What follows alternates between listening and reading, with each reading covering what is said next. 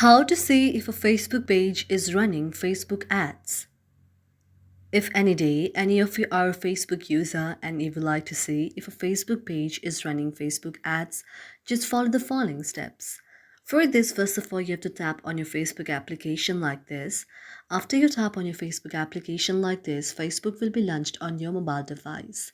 Now here you also need to make sure that you are logged into your Facebook page. After that, you have to tap on your Facebook like this. After you tap on your Facebook like this, now you can go to the option of the settings and privacy and then tap on the option of the settings. After you tap on the option of the settings, now you can see an interface like this. Now in the search icon, what you can search is you can search ads there. After you search ads there, now you can see an interface like this. You can tap on the option of the ads payments as well. When you tap on the option of the ads payment here, now you can see the interface like this. You can also know what your status of ads is. Likewise, you can also go backwards and then go to the option of events here. When you tap on the option of events, now here you can go to the option of your own events by tapping on your events. Now here you can also see if you have just made the very event here, any of the ads that you have sponsored.